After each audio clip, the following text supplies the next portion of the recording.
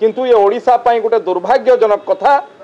विरोधी दलर नेता ये विधानसभा आज 10 दिन है चलिलानी गृह को केते समय पे आसले ये लोकंकर कथा जे जे नुआपड़ा निर्वाचन पाई दुई थर एते लंबा यात्रा रे जाई सेठी प्रचार करि पारुचंती किंतु लोकंकर स्वार्थ कथा उठेबा पाई विधानसभा को आसी पारु नाहंती। देखंतु ये ओडिशा पाई अत्यंत दुर्भाग्यजनक कथा। विरोधी दल नेतृत्व विहीन विरोधी दल एवं ये हो पारे सरकारी दल हिसाब रे जो विरोधी दल नेता नहांती आसु नहांती कहीकि गृह को किंतु ये ओडिशा पाई गोटे दुर्भाग्यजनक कथा।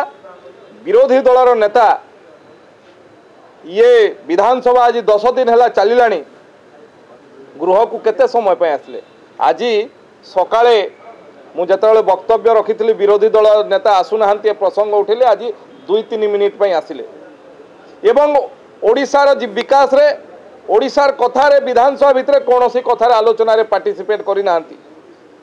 देह खराब अच्छी कहीकि कहउचंती किंतु आज जहाँ माननीय मुख्यमंत्री कहले निहाती भाव ये ओडिशावासी कथा ये केवल मुख्यमंत्री कहले नुहे ये लोकंकर कथा जे जे नुआपड़ा निर्वाचन पाई दुई थर एते लंबा यात्रा रे जाई सेठी प्रचार करि पारुचंती किंतु लोकंकर स्वार्थ कथा उठेबा पाई विधानसभा को आसी पारु नाहंती। ये निश्चित भाव में प्रश्नवाची ये ओडिशार गणतंत्र पाई अपमान।